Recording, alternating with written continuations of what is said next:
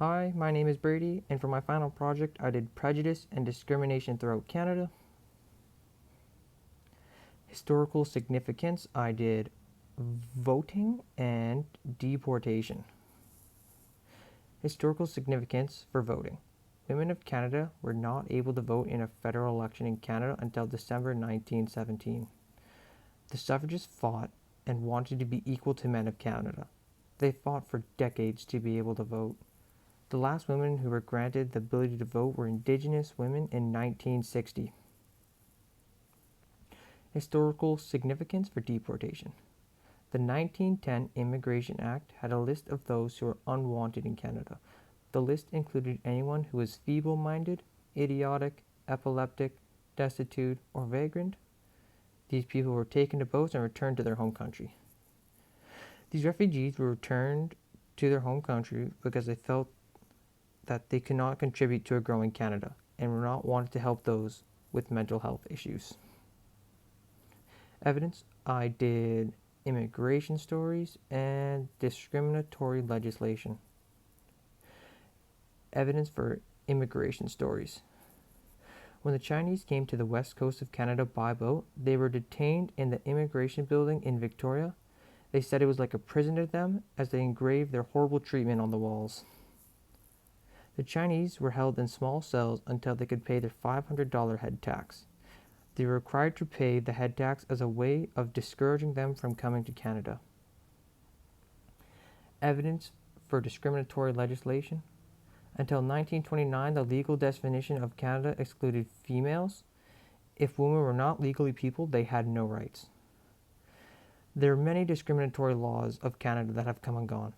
This led to minorities in Canada of women, Indigenous people, people of different race and religion being singled out, and their voices were not heard. Continuity and change, I did African Canadians and changing legislation. Continuity and change for African Canadians. During World War I, African Canadians were only allowed to be in troop with other African Canadian soldiers. During World War II, African Canadians were able to be in troops with other races, including white, but were still discriminated against. African Canadians were seen as inferior as they lacked the mental capacity to be a soldier. They were seen as a burden financially, and they were only able to obtain jobs with little pay and would not be able to contribute to the war. Continuity and change for changing legislation. Throughout Canada, history has been changed many of times in legislation, from women being able to vote, changing the legal age of smoking and drinking from 16 to 19. In Canada, legislation are seen as ways to keep up with science. Community bring in new laws, provide system security and stability. Legislation is constantly being looked at as adjusted. Cause and consequences, I did Hitler and residential schools. Cause and consequences for Hitler. Hitler thought that Jewish people in Germany were the lowest form of human in his heritage and were the cause of World War I. Hitler felt strongly about his hate towards Jewish community and created Nazi camps to control the Jewish people, homosexuals that were with disabilities, and more. Over 2.772 million Jews, which is over 46% of Jewish victims, were murdered and killed at killing centers. Cause and consequences for residential schools. Indigenous children were taken away from their family to residential schools starting in the 1870s. This was an effort to have them be like Euro-Canadians. Many children were abused, malnourished, and lost their lives from being in residential schools. There were also loss of Indigenous traditions, languages, due to children being removed from their communities. Historical perspectives, I did Viola Desmond and internment camps. Historical perspectives for Viola Desmond. November 8, 1946, Viola Desmond refuses to sit in a balcony of the theater in Nova Scotia after requesting a ticket for the main floor.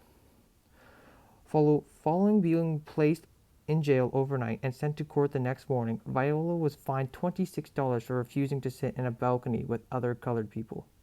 Viola is now on the Canadian $10 bill for her work and being a civil rights advocate. Historical perspectives for internment camps. In early 1942, Japanese Canadians were forced to internment camps because of their role the Japanese were playing in World War II. Japanese people were considered spies in Canada. They had all of their possessions removed from them, and these possessions were sold to pay for their time in internment camps. The camps did not have electricity or running water. Ethical judgment, I did Komagata Maru and Chinese in schools. Ethical judgment for Komagata Maru. May 23, 1914, the Komagata Maru entered Vancouver Harbor on board were 376 passengers hoping to immigrate to Canada. Only 20 returning residents and a very few special cases were allowed off the boat. The BC Court of Appeal found no principle in Canada or British law that gave passengers a right of entry. After sitting in the harbor for nearly 2 months, the ship was told to go back to India. Ethical judgment, for Chinese students in school. In Victoria and other cities around BC in 1922, were being removed from regular classrooms and forced to go to Chinese-only schools. School boards thought it was the Chinese students were not clean, that the teen boys were sexually aggressive, that there were too many students in the classes. The Chinese students went on strike and missed a full year of school because of it. And this is my timeline. I chose my topic June 15th. I started my project June 15th, completed my information gathering June 16th, and recorded myself June 17th, and then finished my project June 17th. These are some of my references, a little bit more of my references, and the last reference.